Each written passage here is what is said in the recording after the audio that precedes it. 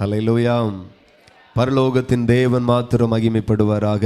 அவருடைய நல்ல வார்த்தையை தியானிக்கும் போது நமக்கு அது மிகப்பெரிய ஒரு பாக்கியம். கர்த்தர் தந்த வார்த்தைக்கு நேராக நம்ம வேதத்தை திருப்பிக் கொள்ளுவோம். ஆதியாகமம் 37வது அதிகாரம். ஆதியாகமம் 37வது அதிகாரம். Jesus glory hallelujah. வேதத்தின் முதல் பகுதியில் 48வது பக்கம் திருப்பி வைத்துக் கொள்ளுங்கள். ஹல்லேலூயா. நான் முதல்ல கொஞ்சம் பேச வேண்டியது இருக்கிறது. நான் பேசிக்கிட்டு அதுக்கு பிறகு கரெக்டாக வசனத்திற்குள்ளாக நடத்த நான் விரும்புகிறேன். கர்த்தர் நல்லவர், கவனிக்க வேண்டும். இந்த இடத்துல யாரை குறித்தெல்லாம் அதிகமாக சொல்லப்பட்டிருக்குன்னா, யாக்கோப் என்கிற ஒரு மனுஷனை குறித்து இந்த பகுதியில் அதிகமாய் சொல்லப்பட்டிருக்கிறது. ஹல்லேலூயா. யாக்கோப் எல்லாருக்கும் தெரியும் தானே. இந்த வார்த்தையை தரும்போது ஆண்டவர் சொன்ன ஒரு வார்த்தையை இந்த செய்தியின் தலைப்பாக நான் சொல்லுகிறேன். மாற்றங்கள் உனக்கு வரும் என்று ஆண்டவர் சொன்னார். ஹல்லேலூயா. மாற்றங்கள் உங்களுக்கு வரும். மாற்றங்கள் உங்களுக்கு வரும். எந்த காரியத்தில் அப்படின்னு கேட்டால் நான் சொல்லுகிறேன், எல்லா காரியத்திலையும் வரும். காரியத்திலையும் வரும். எல்லா காரியத்திலையும் மாற்றங்கள் வரும். தேவ சமூகத்தில் உபவாசித்து ஜெபித்ததுனால ஆண்டவர் நம்மளை வெறுமையாய் விடவே மாட்டார். ஜெபம் உபவாசத்தை கர்த்தர் அங்கீகரித்து இந்த வார்த்தை உங்களுக்கு தருகிறார். மாற்றங்கள் உனக்கு வரும். ஹல்லேலூயா. மாற்றங்கள் நமக்கு வரும். தேவனுக்கு மகிமை உண்டாகட்டும். இந்த இடத்துல யாக்கோபை குறித்து நம்ம தியானிக்க போகிறோம். அவரை குறித்து அவருடைய வாலிப வயதிலிருந்தே அவரை பார்த்தா வாழ்க்கையில் நிறைய ஆசீர்வாதத்தை பெற்ற ஒரு மனுஷன்தான் யாக்கோபு. ஆமேன். பார்த்தீங்கன்னா தன்னுடைய சகோதரனாகிய ஏசாவின் ஆசீர்வாதத்தை கூட வாங்கிட்டான். அவனுடைய சேஷ்ட புத்திர பாகத்தை கூழ் கொடுத்தே வாங்கிட்டான். ஹல்லேலூயா. அதுக்கு பிறகு தகப்பன் கடைசி நாட்களில் தன்னுடைய மகனை ஆசீர்வதிக்கணும்னு விரும்பினார். மூத்தவனை தான் ஆசீர்வதிக்கணும்னு விரும்பினார். இந்த பழக்கம் நிறைய தாய்மார்கள்ட்ட இருக்கும், நிறைய தகப்பன்மார்கிட்ட தான் இருக்கும். சில வீட்டில் தகப்பன் மகா பக்கம் சேர்ந்துக்குவாங்க, சில வீட்டில் மகன் பக்கம் சேர்ந்துக்குவாங்க. அதே பிரிவினை தான் யாக்கோபினுடைய வீட்டில் இருந்துச்சு. ஹல்லேலூயா. ஆமாம், மனைவிக்கு யாக்கோபை பிடிக்கும், கணவனுக்கு ஏசாயாவை பிடிக்கும். ஏசான்னா ரொம்ப பிரியம். அப்படி ஒவ்வொரு பக்கமாக இருப்பாங்க. ஆகையினால தகப்பனுக்கு ஏசாவை ரொம்ப பிடிச்சதுனால அவனை ஆசீர்வதிச்சிடணும். தனக்கு வயசாகி போச்சு, மனசார ஆசீர்வதிச்சிடணும். ஈசாக்கு ஆசீர்வதிக்கும் போது நீங்கள் கவனிச்சீர்களானா ஒரு ஆசீர்வாதத்தை கூட மீதியாய் வைக்காம மொத்த ஆசீர்வாதத்தையும் சொல்லுகிறான். ஹல்லேலூயா. சில பெற்றோர்கள் அப்படிதான். 4 பிள்ளைகள் இருந்தாலும் சொத்து எந்த பிள்ளைக்கு தான் அப்படின்னா மொத்த சொத்தையும் ஒத்த பிள்ளைகளுக்கு எழுதி வச்சிருவாங்க. கிட்டத்தட்ட அதே கேரக்டர் தான் இந்த யாக்கோப். மொத்த ஆசீர்வாதத்தையும் ஒரு பிள்ளைக்கே கொடுக்கிறான். அந்த மொத்த ஆசீர்வாதத்தையும் திருட்டளவாய் போய் இந்த யாக்கோபு பெற்றுக்கொண்டான். இப்போ சேஷ்ட புத்திர பாகமும் யாருக்கு அப்படின்னா யாக்கோபுக்கு. தகப்பனுடைய கடைசி காலத்தில் மனசு நிறைஞ்சி ஆசீர்வதிக்கிற ஆசீர்வாதத்தையும் வேஷம் போட்டுட்டு யாக்கோபு வாங்கிட்டு போயிட்டான். ஹல்லேலூயா. தேவனுக்கு மகிமை உண்டாகட்டும். இவன் தான் யாக்கோபு. இப்படி ஆசீர்வாதத்தை வாங்கியாச்சு. இப்போ மறுபடியும் மாமனார் வீட்டுக்கு போகிறான். அங்கே நல்ல வேலை செய்கிறான். மாமனார் சொல்கிறான், விருந்து மருந்து ஒரு நாள் தான், ஆகையினால விருந்து முடிஞ்சு போச்சு, இனி நீ வேலை செய், நான் உனக்கு கூலி தாரேன் அப்படின்னுட்டு. ஹல்லேலூயா. அப்போ மாமனாருக்கு 2 மகள்கள் இருக்கிறாங்க. இவன் இளைய மகளுக்காக நான் 7 வருஷம் வேலை செய்கிறேன், அந்த மகள் எனக்கு தாங்க மனைவியா அப்படிங்கிறான். ஓகே அப்படிங்கிறாங்க. பரவாயில்ல. அந்த காலத்திலலாம் பார்த்தீங்கன்னா ஆண்கள் தான் டவுரி கொடுக்க வேண்டியது இருந்துச்சு. இந்த காலத்தில் இந்தியாவில் அது தலைகீழ இருக்கிறது. பெண்கள் ஆண்களுக்கு டவுரி கொடுக்க வேண்டியதாக இருக்கிறது. ஹல்லேலூயா. தேவனுக்கு மகிமை உண்டாகட்டும். நான் தாழ்மையாக சொல்லுகிறேன், உங்கள் பிள்ளைகளுக்கு திருமணம் பார்க்கும்போது தயவு செய்து இவ்வளோ வேணும்னு கேட்காதுங்க, அதே போல் வேண்டானியும் சொல்ல வேண்டாம். ஹல்லேலூயா. என்ன தாராங்களோ அதை சந்தோஷமாக எந்த எதிர்பார்ப்பும் இல்லாமல் எந்த முகம் கொண்டாமலும் இங்கே எவ்வளோ கிடைக்கும், அந்த ஊரில் எவ்வளோ கிடைக்கும், நீ அப்படியும் அலையக்கூடாது. தேவ சித்தத்தை பார்த்து என்ன இருந்தாலும் மனப்பூர்வமாக ஏற்றுக்கொண்டு உங்கள் பிள்ளைகளுக்கு முடிங்க, நீங்கள் நல்லா இருப்பீங்க. அல்லேலூயா. ஆமாம், ஒவ்வொரு ஊராக போயிட்டு இருக்கக்கூடாது. அந்த பொண்ணுக்கு எவ்வளோ கிடைக்கும், இந்த பொண்ணுக்கு எவ்வளோ கிடைக்கும், இந்த வீட்டில் எவ்வளோ தருவாங்க அப்படிங்கிற ஒரு பழக்கம் நம்மள்ட்ட இருக்கவே கூடாது. அதே போல் அவங்க எவ்வளோ தந்தாலும் தாராளமாக வாங்கிக்குங்க, அதில் பிரச்சனை இல்லை. அல்லேலூயா. ஆமாம், சில ஊழியர்கள் எல்லாம் அதை அப்படியே மாற்றிருந்தாங்க. எப்படி மாற்றிருந்தாங்க அப்படின்னா, ஆண்கள் டவுரி வாங்கக்கூடாது, அப்போ பெண்களுக்கு சொல்கிறதே இல்லை. பெண் குழந்தைகளுக்கு நாம் சும்மா யாருக்காகிலும் கெட்டியாக கொடுக்குறோம். அவனுக்கு வீடு இருக்கா, அவனுக்கு படிப்பு இருக்கா, அவனுக்கு வேலை இருக்கா, அவனுக்கு மாத சம்பளம் இருக்கா, திறமையான பையன்தானா, சொத்து எல்லாம் இருக்கா, இதெல்லாம் நம்ம பார்த்து தான் நம்ம கொடுக்குறோம். ஆகையினால அதுவும் ஒரு விதமான டவுரி தான். அல்லேலூயா. ஆகையினால நான் சொல்லுகிறேன், திருமணத்தில் வசதிகளை பார்க்க வேண்டாம், தேவ சித்தத்தை பாருங்க. தேவன் சித்தமாக இருக்கிறாரா அப்படிங்கிறத பாருங்க. அப்போ அந்த நாட்களில் 7 வருஷம் மனைவிக்காக வேலை செய்தான். அல்லேலூயா. 7 வருஷம். கடைசியில் பார்த்தா இளையவளை கொடுக்கறதுக்கு பதிலாக மூத்தவளை கொடுத்து பொண்ணை மாற்றிட்டாரு மாமனார். பார்க்குறான், என்னடா செய்ய அப்படின்னா, அடுத்தாள் சொல்கிறார், ஒன்றும் கவலைப்படாத, அடுத்து ஒரு 7 வருஷம் வேலை செய் அப்படின்னு சொல்லி இவனுடைய வாழ்க்கையில் எல்லா ஆசீர்வாதமும் நிறைவாக இருந்துச்சு. நல்ல மனைவிகளை தந்தார், நல்ல பிள்ளைகளை தந்தார், மறுமனையாட்டிகளை தந்தார், வேலைக்காரிகளை தந்தார், ஆட்டு மந்தைகளை தந்தார், திரளாய் தந்தார். எல்லாம் ஏகப்பட்ட செழிப்பு. எதிர்பார்த்ததை விட அதிகமாய் தேவனால் ஆசீர்வதிக்கப்பட்டான். அல்லேலூயா. ஆசீர்வாதத்தில் ஒரு குறைவு இல்லை. ஆனால் வாழ்க்கையில் ஒரு பெரிய துக்கம் அவனுடைய வாழ்க்கையில் இருந்துச்சு. இன்னைக்கு பார்த்தீங்கன்னா நாம் நிறைய காரியத்தில் ஆசீர்வதிக்கப்பட்டிருப்போம். நல்ல கணவனை தந்திருப்பார், நல்ல மனைவியை தந்திருப்பார், நல்ல பிள்ளைகளை தந்திருப்பார், நல்ல வீடை தந்திருப்பார், வருமானத்தை எல்லாமே நமக்கு இருக்கும். ஆனால் ஏதோ ஒரு காரியம் நம்முடைய வாழ்க்கையில், நம்முடைய சரீரத்தில் ஒரு முள்ளாகவே இருந்து கொண்டு இருக்கும். அது மாறாத முள்ளாக, நீங்காத முள்ளாக, விலகாத முள்ளாக. இன்னைக்கு உங்கள்கிட்ட இருக்கிற அந்த மேன்மையும் ஆசீர்வாதத்துக்காக எத்தனையோ பேர் வருஷ கணக்கில் அழுது கொண்டு இருக்கிறாங்க, எதிர்பார்த்து கொண்டு இருக்கிறாங்க, வாஞ்சியா இருக்கிறாங்க. ஆனால் அந்த ஆசீர்வாதம் உங்களிடத்துல இருக்கு. அந்த ஆசீர்வாதத்திற்காக நீங்க பெருசா போராடினதே கிடையாது, பெருசா பிரயாசப்பட்டதே கிடையாது. கேட்காத நன்மைகளை கர்த்தர் உங்களுக்கு தந்து உங்களை ஆசீர்வதித்து உங்களை மகிழப்படுத்தினார். ஹல்லேலூயா. அப்படி எத்தனையோ ஆசீர்வாதங்களை நீங்க பெற்றிருந்தாலும் ஏதோ ஒரு நன்மை இன்று வரைக்கும் குறைவா இருக்கிறது. அழுது கொண்டு இருக்கிறீங்க, உள்ள அழுது கொண்டு இருக்கிறீங்க, இருதயத்தில் அழுது கொண்டு இருக்கிறீங்க, வெளியே சிரிச்சாலும் உள்ள அழுது கொண்டு இருக்கிறீங்க, எத்தனையோ இடத்துல சிரிக்க மறந்தவர்களாய் நிற்கிறீங்க. அல்லேலூயா. அதே போலதான் இந்த யாக்கோபும் ஒரு கட்டத்தில் அப்படி இருந்தான். ஆமென். பெற்றெடுத்த பிள்ளைகளுடைய சதியினால் அப்படி ஆயிற்று. அது என்ன காரியம் அப்படின்னா, வாசிங்க அதே அதிகாரம், ஆதியாகமம் 37:34 வசனம். தன் வஸ்திரங்களை கிழித்து தன் அறையில் ரெட்டு கட்டிக்கொண்டு அநேக நாள் தன் குமாரனுக்காக துக்கித்து கொண்டிருந்தான். ஒரு நிமிஷம் 32 இருந்தே வாசிப்போம். பல வருணமான அந்த அங்கியை தங்கள் தகப்பனிடத்துக்கு அனுப்பி, இதை நாங்கள் கண்டெடுத்தோம், இது உம்முடைய குமாரன் அங்கியோ அல்லவோ, பாரும் என்று சொல்ல சொன்னார்கள். யாக்கோபு அதை கண்டு, இது என் குமாரனுடைய அங்கிதான், ஒரு துஷ்ட மிருகம் அவனை பட்சித்து போட்டது, யோசேப்பு பீருண்டு போனான் என்று புலம்பி தன் வஸ்திரங்களை கிழித்து தன் அறையில் ரெட்டு கட்டிக்கொண்டு அநேக நாள் தன் குமாரனுக்காக துக்கித்து கொண்டிருந்தான். அவனுடைய குமாரன் குமார்த்திகள் எல்லாரும் அவனுக்கு ஆறுதல் சொல்ல வந்து நின்றார்கள். ஆனாலும் அவன் ஆறுதலுக்கு இடம் கொடுக்காமல், நான் துக்கத்தோட என் குமாரனிடத்தில் பாதாளத்துக்கு இறங்குவேன் என்றான். நான் துக்கத்தோட நான் செத்து போவேன். இவ்விதமாய் அவனுக்காக தகப்பன் அவனுக்காக அழுது கொண்டே இருந்தான். ஹல்லேலூயா. 1 வருஷமா 2 வருஷமா நீ பார்த்தாக்கி பல வருஷம் அழுகிறான். ஹல்லேலூயா. பல வருஷம் அழுகிறான் தன்னுடைய குமாரனுக்காக. எனக்கு தெரிஞ்சு கிட்டத்தட்ட 20 வருஷத்துக்கு மேல அழுதுருப்பான்.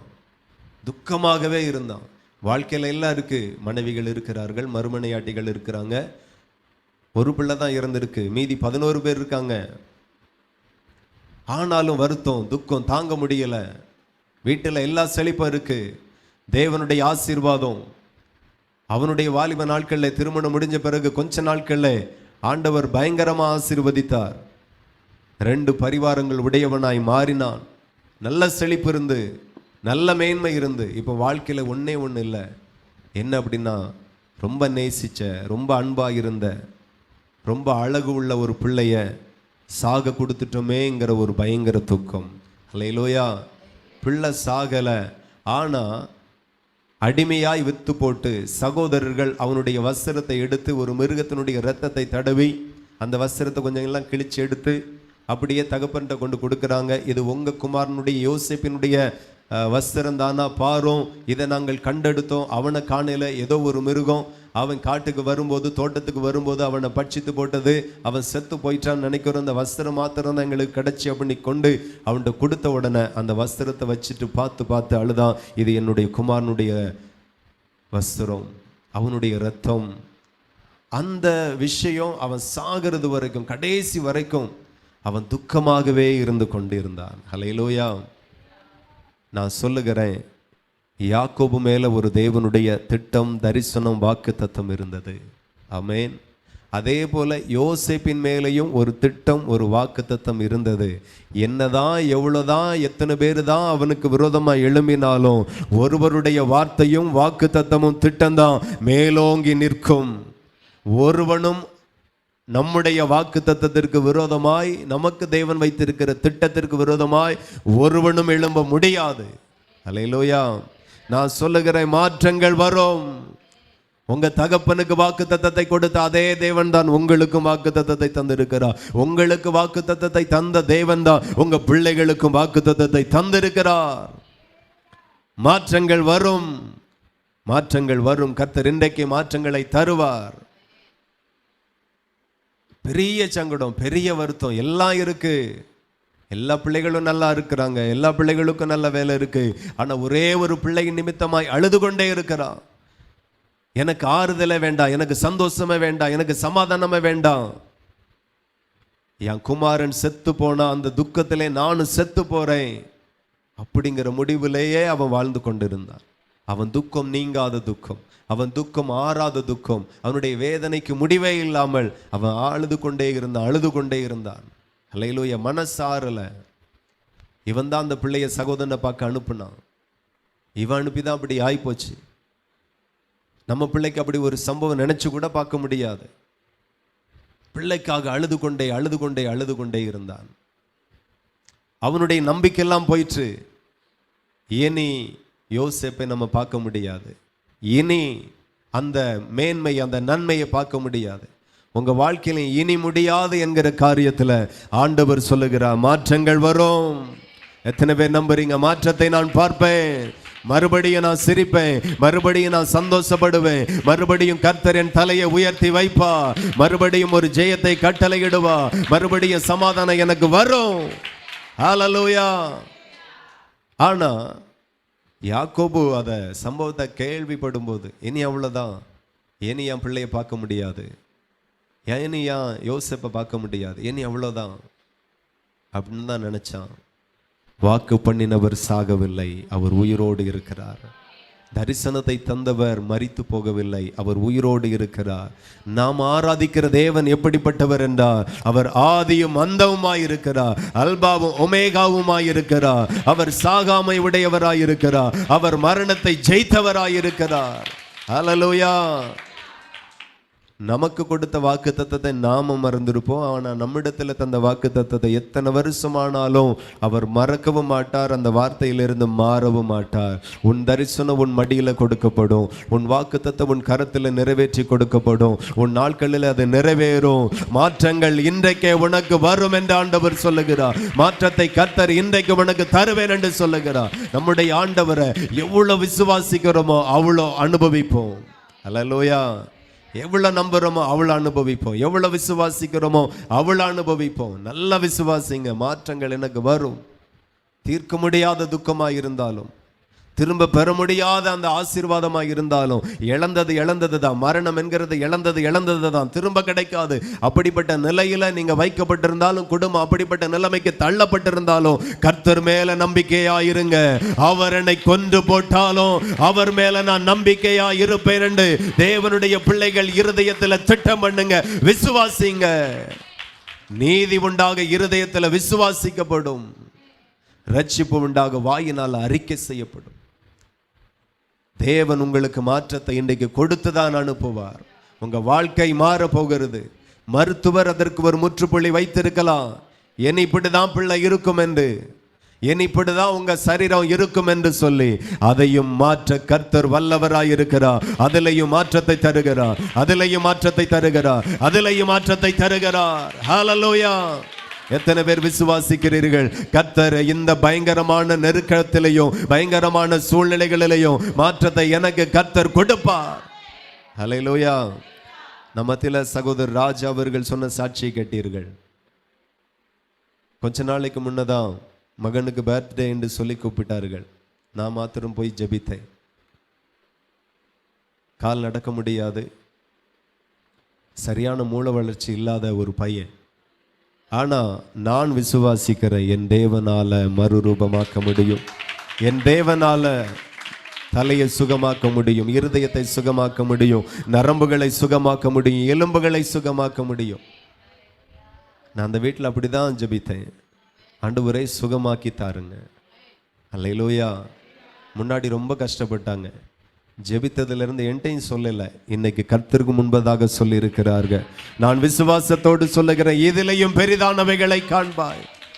என்னைக்கும் தேவனை இதை செய்வாரா, இது நடக்குமா, இதுவும் நடக்குமா அப்படின்னே நீங்க பார்க்க கூடாது. எல்லாம் என் தேவனால கூடும். நீ விசுவாசித்தால் தேவனுடைய மகிமையை காண்பாய். லாசரு மரித்து 4 நாள் ஆயிடுச்சு, அடக்கமும் பண்ணியாச்சு. 4 நாள் ஒரு மனுஷனுடைய சரீரம் எப்படி ஆயிரும் அப்படின்னு உங்களுக்கு தெரியும். மரித்த சரீரம் 4 நாள் ஆனால் என்ன ஆகும் அப்படிங்க நமக்கு எல்லாருக்கும் தெரியும். அழுகி கெட்டு போன சரீரம், மூளை எல்லாம் திரவ மாதிரி போயிருக்கும், குடலெல்லாம் வீங்கி வயிறெல்லாம் வீங்கி வெடிச்சாலும் வெடிச்சிருக்கும். அந்த நிலைமைக்கு போன மோசமான சரீரம், ஒரே ஒரு வார்த்தை தேவனுக்கு முன்பதாக சரீரம் உயிரோடு எழும்பிச்சு. ஹல்லேலூயா! ஒரே ஒரு வார்த்தை தான், ஒரே ஒரு வார்த்தை தான்.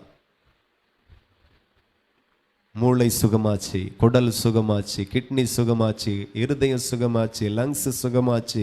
ஒவ்வொரு உறுப்புகளும் மறுபடியும் ஜீவனை பெற்றது. எதனாலனா அப்பாவினுடைய ஒரே ஒரு வார்த்தைக்கு முன்பதாக எல்லா சரீரமும், அழுகின மொத்த சரீரமும் மறுபடியும் ஜீவனுக்குள்ளாய் வருகிறது, சுகத்திற்குள்ளாய் வருகிறது, ஆரோக்கியத்திற்குள்ளாய் வருகிறது, விடுதலைக்குள்ளாய் வருகிறது. ஆண்டவருடைய ஒரு வார்த்தைக்கு முன்பதாகவோ மொத்த வாழ்க்கையோ மொத்த சூழ்நிலையோ இன்றைக்கு மாற போகிறது. கர்த்தர் போகிறார். நிச்சயமா இதை கர்த்தர் உனக்கு செய்ய போகிறார். விசுவாசிக்கிற தேவ பிள்ளைகள் ஆமென் என்று நல்ல ஆர்ப்பரித்து ஆண்டவரை மகிமைப்படுத்துங்க.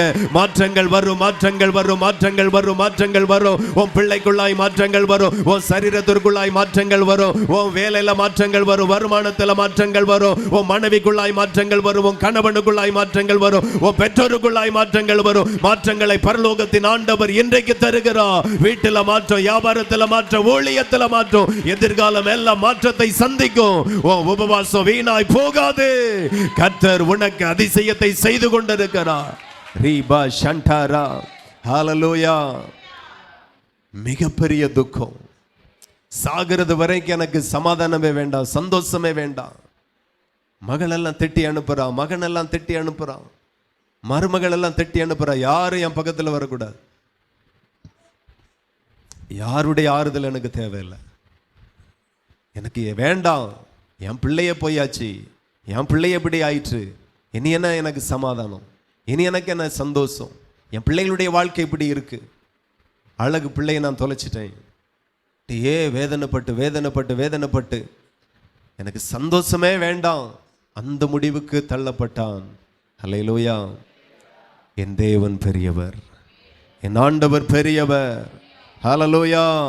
என் இரட்சகர் பெரியவர். யாக்கோபின் மேல ஒரு பெரிய திட்டம் இருந்துச்சு. அதை தான் ஆதியாகமம் 28 நம்ம வாசிக்கலாம். எடுத்து வாசிக்கலாம்.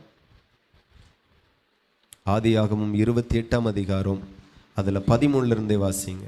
அதற்கு மேலாக கர்த்தர் நின்று, அதற்கு மேலாக கர்த்தர் நின்று, நான் உன் தகப்பனாகிய ஆபிரகாமின் தேவனும், யாக்கோபை பார்த்து வாலிபனாய் இருக்கிற போது தன்னுடைய மூத்த சகோதரனுக்கு பயந்து மாமனார் வீட்டுக்கு ஓடும்போது ஒரு வழியில கர்த்தர் அவனை சந்தித்து அவனோடு பேசுகிறார். வாசிங்க. ஈசாக்கின் தேவனுமாகிய கர்த்தர், நான் ஆபிரகாமின் தேவனும் ஈசாக்கின் தேவனுமாயிருக்கிற உன் முற்பிதாக்களின் தேவனாயிருக்கிற நான், நீ படுத்திருக்கிற பூமியை உனக்கும் உன் சந்ததிக்கும் தருவேன். உன் சந்ததி பூமியின் தூளை போல் இருக்கும். நீ மேற்கையும் கிழக்கையும் வடக்கையும் தெற்கையும் பரம்புவாய். உனக்குள்ளும் உன் சந்ததிக்குள்ளும் பூமியின் வம்சங்கள் எல்லாம் ஆசீர்வதிக்கப்படும். அல்லேலூயா. இந்த 2 வசனத்தை நல்லா கவனிங்க. ஆண்டவர் என்ன சொன்னார், சூழ்நிலை என்ன சொல்லுகிறது, உலகம் என்ன சொல்லுகிறது, மனிதர்கள் என்ன சொல்லுகிறார்கள் அப்படிங்கிறத கவனிக்கணும். ஆண்டவர் என்ன சொன்னார், எத்தனை வருஷம் ஆனாலும் ஆண்டவர் சொன்ன வார்த்தையை நிலைக்கும். நான் சொன்னதெல்லாம் காற்றோடு காற்றா போயிடும். என் தேவன் எனக்கு சொன்னது அது நிற்கும், தலைமுறைக்கும் நிற்கும். அப்போ யாக்கோபு அழுது கொண்டே இருக்கிறான். தன்னை சந்தித்த தேவன் தன்னிடத்துல பொய் சொல்லுவாரோ, உங்களை சந்தித்த ஆண்டவர் உங்களிடத்துல பொய் சொல்லுவாரோ, அதையும் நினையாமல் போயிட்டான். கர்த்தர் இவனை சந்தித்து என்ன சொல்லியிருந்தார்? அவர் சொல்லுகிறார், நான் உன் தகப்பனாகிய ஆபிரகாமின் தேவனும் ஈசாக்கின் தேவனுமாயிருக்கிற நான், நீ படுத்திருக்கிற பூமியை உனக்கும் உன் சந்ததிக்கும் தருவேன். ஹல்லேலூயா. அப்ப வாக்கு தத்தத்தை கொடுக்கும் போதே இவனுக்கு பிறக்க போகிற மொத்த பிள்ளைகளுக்குமே இந்த வாக்கு தத்தத்தை ஆண்டவர் வாக்கு தத்தமாய் வைத்தார். யோசேப்பு பிறக்க முன்பதாகவே யோசேப்பின் ஆசீர்வாதத்தை கர்த்தர் வாக்கு தத்தம் பண்ணினார். ஆமாவா இல்லையா? இவனுக்கு திருமணமே முடியல, வாலிபன். ஆனா இவனுக்கு பிறக்க போகிற ஒவ்வொரு பிள்ளைகளுக்கும் ஆண்டவர் வாக்கு தத்தத்தை கொடுத்தார். என்ன கொடுத்தார்? உன் சந்ததிக்கும், நீ படுத்து கிடக்கிற பூமி உனக்கும் உன் சந்ததிக்கும் நான் தருவேன். ஹல்லேலூயா. அப்ப யாக்கோபு இந்த வார்த்தையை தேவனிடத்தில் பெற்றுக்கொள்ளக்கு முன்பதாகவே, யாக்கோபு இந்த வார்த்தையை தேவனிடத்தில் பெற்றுக்கொள்ளுகிற அந்த நேரத்தில் யோசேப்பு இந்த பூமியில இல்லை, தாயின் கருவிலையும் இல்லை, உலகத்திலே இல்லை. ஆனால் அவனுக்கும் சேர்த்து தான் கர்த்தர் கொடுத்தார். ஹல்லேலூயா.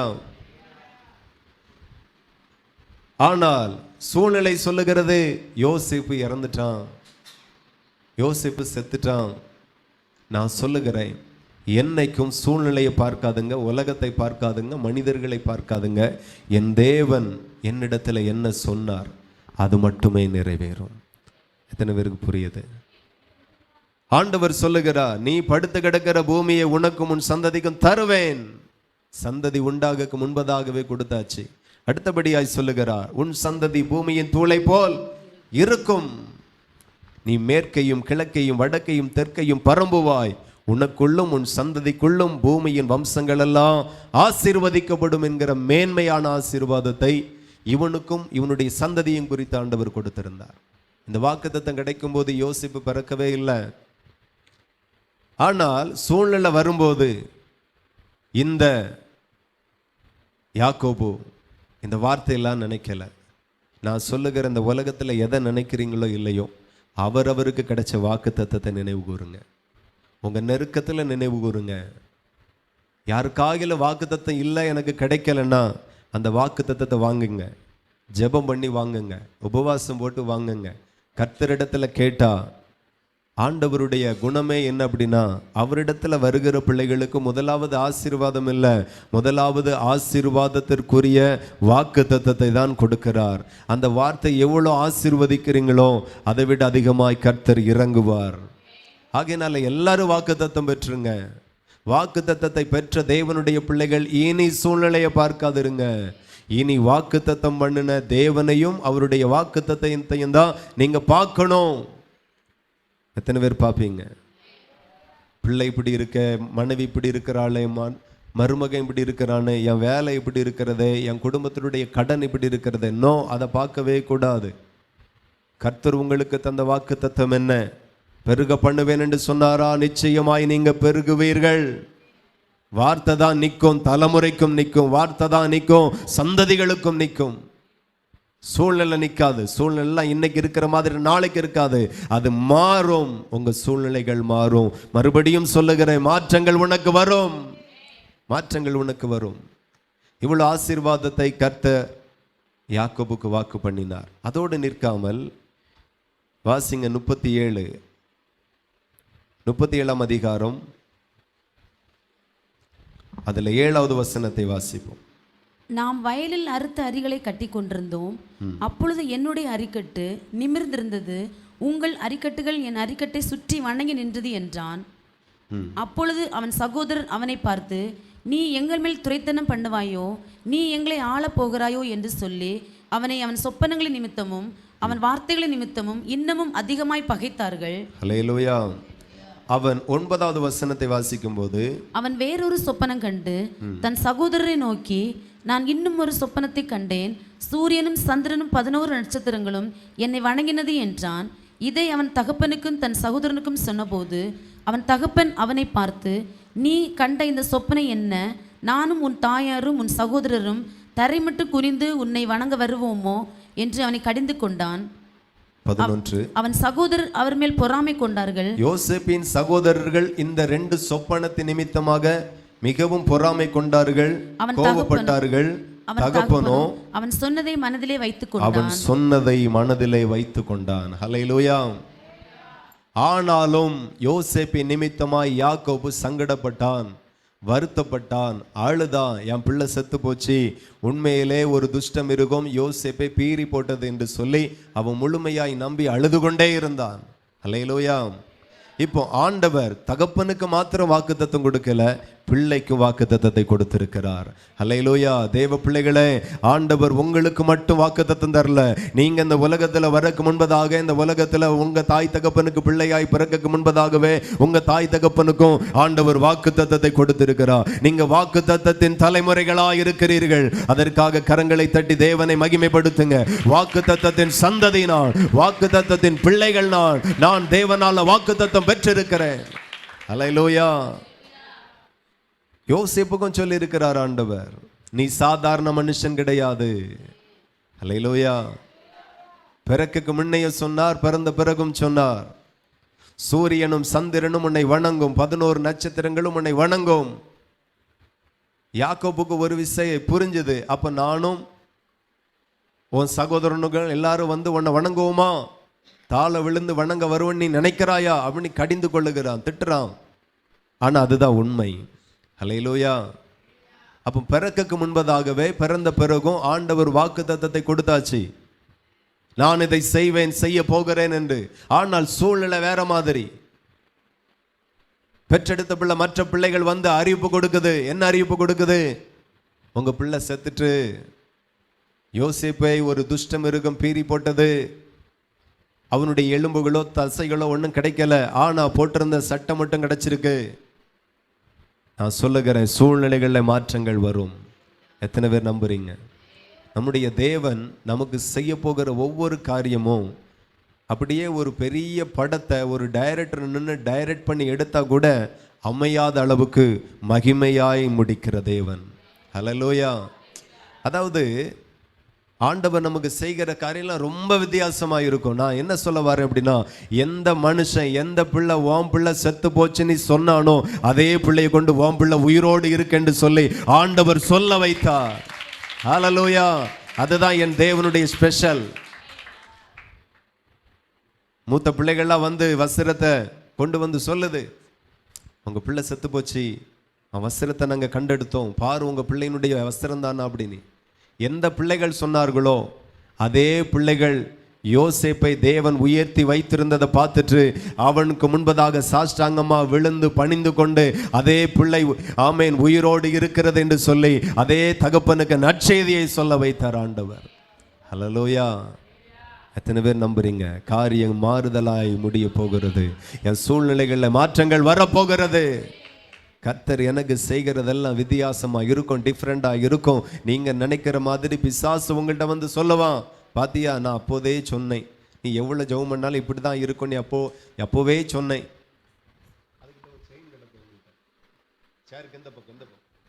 ஜீசஸ் ஹல்லேலூயா. காணிக்கையா போட்டதா சும்மா போட்டதா? சரி, கர்த்தர் நல்லவர். தங்கம் தானே? சரி, கர்த்தர் உங்களுக்கு தந்திருக்கிறார். ஹல்லேலூயா. மாற்றங்கள் வரும். தேவனுக்கு மகிமை உண்டாகட்டும். இப்போ பார்த்தீங்கன்னா எடுத்து வாசிக்கலாம். அதே ஆதியாகமம் 45:25. அவர்கள் எகிப்திலிருந்து போய் கானான் தேசத்திலே தங்கள் தகப்பனாகிய யாக்கோபினிடத்தில் வந்து, யோசேப்பு உயிரோடு இருக்கிறான். அல்லேலூயா. அல்லேலூயா. வாசிங்க வாசிங்க. அவன் எகிப்து தேசத்துக்கெல்லாம் அதிபதியா இருக்கிறான் என்று அவனுக்கு அறிவித்தார்கள். அவன் இருதயம் மூர்ச்சை அடைத்தது. அவன் இருதயம் மூர்ச்சை அடைந்தது. உயிரே அப்பந்தான் வந்து இருக்கிறது. பல வருடங்களுக்கு முன்பதாக தன்னுடைய பிள்ளைக்காய் குலை உயிரும் குற்றுயிருமாய் மாறின யாக்கோபுக்கு அன்றைக்கு ஒரு உயிர் வந்தது. ஹல்லேலூயா. பல வருஷத்துக்கு முன்னாடி நீங்க இழந்த சமாதானத்தையும் சந்தோஷத்தையும் ஆண்டவர் இன்றைக்கு கொடுப்பேன் என்று ஆண்டவர் சொல்லுகிறார். கர்த்தர் இன்றைக்கு உங்களுக்கு தருவேன் என்று ஆண்டவர் சொல்லுகிறார். ஹல்லேலூயா. எந்த மனுஷன் வந்து உன் பிள்ளை செத்து போச்சு அப்படின்னு சொன்னானோ அதே மனுஷன் மூலமாக தான் கர்த்தர் நற்செய்தி அனுப்பினார். அவர்கள் வந்து சொல்லுகிறார்கள், உங்க பிள்ளை உயிரோடு இருக்கிறது. ஹல்லேலூயா. போன மாதிரி இல்ல. போகும்போது ஒரு சாதாரண மனுஷன், போகும்போது இழக்கும்போது சாதாரண மனுஷன், ஒரு அடிமை. ஆனால் இன்றைக்கு ஒரு நற்செய்தியோடு கூட வருகிறது. போன போக்காக இல்ல, ஏதோ டேமேஜ் ஆகுன மனுஷனை போல, பலகீனப்பட்ட ஒரு மனுஷனை போல உங்க குமாரன் பார்த்தோன்னு சொல்லல. போகும்போது இழக்கும்போது கொஞ்சம் தான் இழந்தான், திரும்ப பெற்றுக்கொள்ளும் போது 1000 மடங்கு கர்த்தர் அவனை ஆசீர்வதித்திருந்தார். ஹல்லேலூயா. தேவனுக்கு மகிமை உண்டாகட்டும். எத்தனை பேர் என் தேவனை நம்புகிறீர்கள்? உலகத்தை படைத்த ஆண்டவரை எத்தனை பேர் நம்புகிறீர்கள்? அவரால் இதையும் செய்ய முடியும், இதற்கு மேலையும் செய்ய முடியும். ஆமே. நான் ஆராதிக்கிற தேவனால இப்பொழுது நீங்க கேட்டுக்கொண்டிருக்கிற இந்த சரித்திரத்தில் யோசேப்புக்கு செய்ததை காட்டிலும் உனக்கும் பிள்ளைகளுக்கும் 1000 மடங்காய் செய்ய வல்லமை உள்ள திராணி உள்ள தேவத்தை தான் நீங்களும் நானும் ஆராதித்துக் கொண்டிருக்கிறோம். ஹல்லேலூயா. மருத்துவ அறிக்கையில் ஒரு மாற்றத்தை தேவன் தரப்போகிறார். ஹல்லேலூயா. சூழ்நிலைகள் மாற்றத்தை தரப்போகிறார். என் தேவன் வல்லவர், அதை செய்ய வல்லவர். தேவனுடைய பிள்ளைகள் புரிந்து கொள்ளணும். அவர்கள் வந்து சொல்லுகிறார்கள். ஆமென். யாக்கோபினுடைய செவிகள் அதை கேட்கிறது. தேவனுக்கு மகிமை உண்டாகட்டும். வாசிங்க அதை மறுபடியும். 45:25. அவர்கள் எகிப்திலிருந்து போய் கானான் தேசத்திலே தங்கள் தகப்பனாகிய யாக்கோபினிடத்தில் வந்து, யோசேப்பு உயிரோடு இருக்கிறான். யோசேப்பு உயிரோடு இருக்கிறான். அவன் எகிப்து தேசத்துக்கெல்லாம் அதிபதியாய் இருக்கிறான். தேசத்திற்கெல்லாம் அதிபதியாய் இருக்கிறான். ஹல்லேலூயா. ஏதோ ஒரு சின்ன தேசத்துல பஞ்சாயத்து தலைவராக இருக்கிறான் அப்படின்னு எல்லாம் செய்தி வரல. அன்றைக்கு இருந்த தேசம், அன்னைக்கு இருந்த நிலைமையை நீங்க பார்த்தீங்கன்னா, இன்னைக்கு இருக்கிற அமெரிக்கா தேசத்தை விட அன்னைக்கு இருந்த எகிப்து ரொம்ப ஆசீர்வாதமாக இருந்துச்சு. மொத்த தேசமும் தனக்குண்டான வித்து, நகைகளை விற்று, ஆடு மாடுகளை விற்று, வீடை விற்று உயிர் பிழைச்சா போதும் அப்படின்னு சொல்லி யோசேப்பினுடைய கரத்தில் கொடுத்து அங்கிருந்து தானியம் வாங்கினார்கள். எல்லா தேசத்திற்கும் சாப்பாடு போட்ட தேசம் எகிப்து தேசம். எல்லா தேசத்திற்கும் தன்னுடைய ஆகாரத்தை விற்று சம்பாதித்த தேசம் எகிப்து தேசம். ஹல்லேலூயா. இன்னைக்கு பாருங்க, எல்லா தேசமும் எங்கே போய் தான் பெட்ரோல் டீசல் வாங்க வேண்டியதாக இருக்குது. அரபு கண்ட்ரியில் போய் வாங்க வேண்டியதாக இருக்கிறது. ஆகையினால ஒரு காலத்தில் ஒன்றுமே இல்லாமல் இருந்த தேசங்கள் இன்னைக்கு செழிப்பாக இருக்கிறது. இதை விட இன்னைக்காவது சில தேசத்தில் கொஞ்சம் கொஞ்சமாகிலும் கச்சா எண்ணெய் கிடைக்கிறது. ஆனால் அன்னைக்கு எகிப்து தேசத்தை விட்டால் ஆகாரத்திற்கு வேற தேசமே இல்லை. அந்த ஒரு வளர்ந்த தேசத்திற்கு அதிபதியாக இருக்கிறான் என்று நற்செய்தியை கர்த்தர் கொடுத்து விடுகிறார். ஹல்லேலூயா. பல வருஷமாக குலை உயிரும் குற்றுயிருமாக செத்த பிணமாக இருந்தான். ஹல்லேலூயா.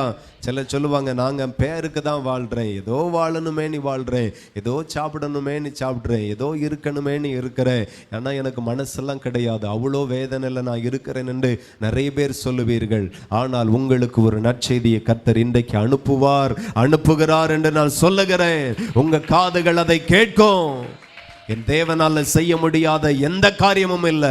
என் தேவன் சகலதையும் செய்ய வல்லவராயிருக்கிறார். உங்களுக்கு எவ்வளோ செய்வார், எவ்வளோ நீங்க விசுவாசிக்கிறீங்களோ அவ்வளோ செய்வார். சிம்பிளா சுருக்கமா சொல்ல போனோம்னா, எனக்கு இவ்வளோ செய்வாரா, இதை செய்வாரா அப்படிலாம் கிடையாது. உங்களால் எவ்வளோ விசுவாசிக்க முடியுமோ அதை தாண்டி உங்களுக்கு செய்வார். அல்லேலூயா. ஆபிரகாம் விசுவாசித்தான், கர்த்தர் அதை நீதியாக எண்ணினார். நான் இன்னைக்கு ஆண்டவரை விசுவாசித்தா நீங்க கூட கேவலமா நினைக்கலாம். ஆமென். உதாரணத்துக்கு நான் சொல்லி காட்டுறேன். ஆனால் அது உண்மை இல்லை. சொல்லி காட்டுறேன். ஆண்டவர் எனக்கு ஒரு ஜெட்டு தருவார், ஃப்ளைட்டு தருவார், சொந்தமாக தருவார் அப்படிங்கிற. நீங்கள் எந்த மாதிரி பார்க்குறீங்க? கொழுப்பு தானே அப்படின்னு நீங்கள் பார்ப்பீங்க. சிலர் அற்பமாக பார்ப்பீங்க. எனக்கு 2 ஹெலிகாப்டர் தருவார், எனக்கு ஒன்று, என் மனைவிக்கு ஒன்று அப்படிங்கிற. உங்களுக்கு கிடையாது. அப்படின்னா நீங்கள் என்ன எப்படி பார்க்குறீங்க? கேவலமாக தான் பார்ப்பீங்க. ஏன்னா இன்றைக்கி சமுதாயத்தில் அதுதான் நடக்கு. ஏதோ ஒரு ஊழியக்காரர் விசுவாசத்தில் ஏதோ சொல்கிறாங்க, அதை எடிட் பண்ணி பாருங்கள், பண ஆசை, பொருளாசை, பேராசை அப்படிலாம் போட்டு அசிங்கப்படுத்துகிறாங்க. நான் என் தேவனை விசுவாசிக்கிற காரியத்தை தேவன் அற்பமாய் ஒரு நாளும் எண்ணுகிறவர் அல்ல, ஆனால் உலகம் அற்பமாய் எண்ணும். ஆனால் நான் சொல்லுகிறேன், ஆண்டவருடைய வசனம் சொல்லுகிறது, ஆபிரகாம் கர்த்தரை விசுவாசித்தான், கர்த்தர் அதை அற்பமாய் பார்க்கல, கேவலமா நினைக்கல. இப்போ கொஞ்ச நேரத்துக்கு முன்னாடி நீங்க நினைச்ச மாதிரி நினைக்கல. அவர் எப்படி நினைச்சார்? நீதியாய் நினைச்சார். என்னை இவ்வளோ தூரத்துக்கு நம்புறான் பாருங்க, இந்த காரியத்துக்கு இவ்வளோ தூரம் நம்புறான் பாருங்க, தேவைக்கு என்னை இவ்வளோ நம்புகிறான். நம்புவீங்களா? நீங்க எவ்வளோ நம்புவீங்களோ அவ்வளோ பெற்றுக்கொள்ளுவீங்க. இல்லை ஆண்டவரே, இந்த கிழிஞ்ச செருப்பு போதும், இந்த பிஞ்ச சாரி போதும், இப்படியே நான் பஞ்ச பரதேசி, அந்த பூமியில் எனக்கு ஒன்றும் வேண்டாம், நான் இப்படியே வாழ்ந்துருதேன், நான் இப்படியே இருந்துருதேன், இந்த ஒழுகுகிற வீட்டில் இருந்து நான் துதிச்சிட்டு தியாகமாக வாழ்ந்துறேன்னா அப்படியும் உங்களை வைப்பார். யாரும் வாழ்கிறீங்களா தியாகமா? சில ஆட்கள் சொல்லுவாங்க, நான் ரொம்ப தியாகமாக ரொம்ப எளிமையாக வாழுவேன், கட்டில் கூட இல்லை, பாய் கூட இல்லை, மெத்த கூட இல்லை, நான் எங்கே போனாலும் செருப்பு இல்லாமல் நடந்து போய். அப்படி நீங்கள் விசுவாசித்தா ஒன்றும் பரவாயில்ல, பரலோகத்துக்கு கொண்டு போவார். ஆனால் பூமியில் இப்படி தான் வைப்பார். தூங்கக்கு பாயும் இருக்காது, தரையில் படுத்து கிடக்கணும், ஒன்றும் இருக்காது. ஆனால் என் தேவன் என்னை இவ்வளோ மேன்மையாக வைப்பார்னா அதுக்கும் நீதி செய்வார். நான் இப்படியே எளிமையாக இருப்பேன் அப்படின்னா இதுக்கும் நீதி செய்வார். அவர் நீதியின் தேவன். எவ்வளோ விசுவாசிக்கிறீங்களோ அவ்வளோ நீங்கள் பெற்றுக்கொள்ளுவீங்க, எவ்வளோ நம்புறீங்களோ அவ்வளோ பெற்றுக்கொள்ளுவீங்க. ஹல்லேலூயா. என் தேவன் நீதியின் தேவன். என் தேவன் நீங்கள் விசுவாசிச்சிங்கனாலே அவர் செய்ய ஆரம்பிச்சிருவார். இன்னைக்கு நிறைய அற்புதம் நம்ம வாழ்க்கையில் நடக்காமல் இருக்கிறதுக்கு காரணம் என்ன? நாம் அவரை விசுவாசிக்க முடியலை. அவிசுவாசம் கழுத்து வரைக்கும் முட்டி நிற்கு இருக்கிறது, ஃபுல்லாகவே விசுவாசம். யாக்கோபு தேவனை தரிசித்தவன், தேவனை பார்த்தவன், தேவனுடைய வார்த்தையை டைரக்டாக பெற்றவன். ஆனால் ஒரு சம்பவம் வரும்போது, ஒரு செய்தி காதில் வரும்போது அவன் உடைந்து போனான், துக்கமாக இருந்தான், வருத்தப்பட்டான். இனி நான் இருந்து என்னத்திருக்குன்னா, நான் சொல்லுகிறேன், உலகத்தில் வெளியே இருந்து வரக்கூடிய எந்த செய்தியும் உன் வாழ்க்கையில் நடக்க போகிறது இல்லை. உன் கரத்தில் ஆண்டவர் என்ன வாக்குத்தத்தம் தந்திருக்கிறாரோ அதுதான் உன் வாழ்க்கையா, உன் எதிர்காலமாய், உனக்கு ஆசீர்வாதமாய் மாறப்போகிறது. எத்தனை பேர் நம்புறீங்க? அப்படியே முழங்கள் படியிட்டு க்ளோரி ஹல்லேலூயா. அவர்கள் யோசேப்பு தங்களுடனே சொன்ன வார்த்தைகள் யாவையும் அவனுக்கு சொன்னபோது, தன்னை ஏற்றி கொண்டு போகும்படி யோசேப்பு அனுப்பின வண்டிகளை அவன் கண்டபோது, அவர்களுடைய தகப்பனாகிய யாக்கோபின் ஆவி உயிர்த்தது என்று எழுதப்பட்டிருக்கிறது. அன்னைக்கு தான் அவனுக்கு போன ஜீவன் வந்தது. இன்னைக்கு நான் சொல்லுகிறேன், பல வருஷங்களுக்கு முன்பதாக நீங்க இழந்த சந்தோஷத்தை, சமாதானத்தை, அந்த நன்மையை, அந்த மேன்மையை இன்றைக்கு நான் உனக்கு தருவேன் என்று சொல்லுகிறார். உங்களால எவ்வளவு விசுவாசிக்க முடியுமோ விசுவாசிங்க. க்ளோரி ஹல்லேலூயா. எவ்வளவு நம்ப முடியுமோ அவ்வளவு நம்புங்க. நீங்க நம்புகிறதை, நீங்க விசுவாசிக்கிறதை மனிதர்கள் கிண்டல் பண்ணலாம், அற்பமா பேசலாம். கர்த்தர் அதை நீதியாக எண்ணுகிறார். விசுவாசத்தோடு அறிக்கை பண்ணுங்க. க்ளோரி ஹல்லேலூயா. நல்லவரே நன்றி, நன்றி, நன்றி, நன்றி, நன்றி. ஹல்லேலூயா, ஹல்லேலூயா. 46ஆம் அதிகாரம் 1வது வசனம் சொல்லுகிறது, இஸ்ரவேல் தனக்கு உண்டான யாவையும் சேர்த்து கொண்டு புறப்பட்டு பெர்சேபாவுக்கு போய் தன் தகப்பனாகிய ஈசாக்கு உடைய தேவனுக்கு பலியிட்டான். ஹல்லேலூயா. மறுபடியும் அந்த இரவுல கர்த்தர் அவனோடு பேசினார். ஹல்லேலூயா. ரிபலதரஹடதனதியாந்தோரோ. உங்க சூழ்நிலை மாறும். நீங்க வரிக்கை பண்ணுங்க, ஆண்டவரே இந்த துக்கம் தான் என் வாழ்க்கையில இருந்தது ஐயா. சொல்லுங்க, ஆண்டவருக்கு முன்பதாக எந்த வேதனை இருந்துச்சோ சொல்லுங்க, எந்த துக்கம் இருந்துச்சோ சொல்லுங்க. ஆண்டவரே இந்த வேதனை தான் யா இருந்துச்சு, இந்த துக்கம் தான் யா இருந்துச்சு. ஆமேன். மாற்றங்கள் வரும் என்று சொன்ன தேவனுக்கு நன்றி. ஆமேன். ஹல்லேலூயா. எந்த மனுஷன் துர்ச்செய்தி சொன்னானோ அதே மனுஷனை கொண்டுதான் கர்த்தர் நற்செய்தியை அறிவித்தார். ஹல்லேலூயா. எந்த காரியம் உனக்கு துக்கமாய் இருக்கிறதோ, நடைபணமாய் உன்னை மாற்றி தந்தோ, அந்த காரியம் இன்றைக்கு உனக்கு நன்மையாய் மாற போகிறது. அந்த துக்கம் சந்தோஷமாய் மாற போகிறது. நற்செய்தி உண்டாக போகிறது. கரங்களை தட்டி அப்பாவை மகிமைப்படுத்தி கர்த்தர் உன் பிள்ளையை மாற்றுகிறார். தொடுகிறார். இருதயம் மாறுகிறது. மூளை நல்ல வேலை செய்கிறது. ரகதரமடஹந்தரோ, ஒவ்வொரு நரம்புகளிலேயும் கர்த்தர் வல்லமை அனுப்புகிறார். ஞானத்தை அனுப்புகிறார். அறிவை அனுப்புகிறார். பேசக்கூடிய ஞானம், படிக்கக்கூடிய ஞானம், செயல்படுகிற ஞானம், ஹல்லேலூயா, தன் கடமைகளை செய்யக்கூடிய ஞானம், சாதிக்கிற ஞானம், உலகத்தை ஜெயிக்கிற ஞானம் ஆண்டவர் பிள்ளைகளுக்கு கொடுக்கிறார். கரங்களை தட்டி சில காரியம் நமக்கு நம்ப முடியாவிட்டாலும் நம்புங்க. ஓ ராமா ஷாடா தாரா, மாற்றங்கள் வருகிறது. நல்ல வாய்களை திறந்து நீங்களே ஜெபம் பண்ணுங்க. கணவனை ரட்சிக்கிறார், பிள்ளைகளை ரட்சிக்கிறார். குடும்பங்களில் ஐஸ்வர்யம் உண்டாகுகிறது, ஆசீர்வாதம் உண்டாகுகிறது, ரட்சிப்பு உண்டாகிறது. நல்ல வேலைகளை தருகிறார், வருமானங்களை தருகிறார், சமாதானத்தை தருகிறார். நம்புங்க. செய்கிறதெல்லாம் ஆண்டவர் உங்களுக்கு வாய்க்க பண்ணி தருகிறார். மகிமை. நல்லவரே ஏசையா, ஹல்லேலூயா. ஊடரமனதரகதரமடதி ஹந்துரோ. நன்றி. தேவனுக்கு நன்றி அப்பா. விசுவாசத்தோடு போங்க. தேவனுடைய மகிமை நீங்க காண்பீர்கள். விசுவாசத்தோடு போங்க. கர்த்தர் உங்களுக்கு அற்புதங்களை செய்கிறார். சந்தோஷமா போங்க. கர்த்தர் உங்களுக்கு முன்பதாக போகிறார். உனக்கு விரோதமாய் உருவாக்கப்படும் எந்த ஆயுதமும் உனக்கு வாய்க்காதே போகும். உன்னால கணவனை குறித்து எவ்வளவு விசுவாசிக்க முடியும்? உன் பிள்ளையை குறித்து எவ்வளவு விசுவாசிக்க முடியும்? உன் எதிர்காலத்தை குறித்து எவ்வளவு விசுவாசிக்க முடியும்? அவ்வளவு விசுவாசி. அவ்வளோ கர்த்தர் உனக்கு செய்ய போகிறார். நன்றி தகப்பனே, எங்களோடு பேசினதற்காய் நன்றி. இந்த வார்த்தைகள் எல்லாம் இன்றைக்கு நிறைவேற போகிறதற்காய் நன்றி. வந்திருக்கிற எல்லாரையும் ஆசீர்வதித்து அனுப்புகிறேன். ஆசீர்வதிப்பீராக, வழி நடத்தும். இயேசுவின் நாமத்தில் ஜெபிக்கிறோம் ஜெபங்களும் நல்ல பிதாவே, ஆமென். ஆத்துமாவே கர்த்தரை ஸ்தோத்திரி, என் முழு உள்ளமே பரிசுத்த நாமத்தை ஸ்தோத்திரி. ஆத்துமாவே கர்த்தரை ஸ்தோத்திரி, கர்த்தர் செய்த சகல உபகாரங்களை மறவாதே. ஆமென். கர்த்தராகிய இயேசு கிறிஸ்துவினுடைய கிருபையும் பிதாவாகிய தேவனுடைய அன்பும் பரிசுத்த ஆவியின் ஐக்கிய சிநேகாவலும் இன்றும் சதா காலமும் நாம் அனைவரோடும் என்னும் இருப்பதாக. ஆமென். ஹல்லேலூயா. தேவன் உங்களை ஆசீர்வதிப்பார். Praise the Lord. ஸ்தோத்திரம்.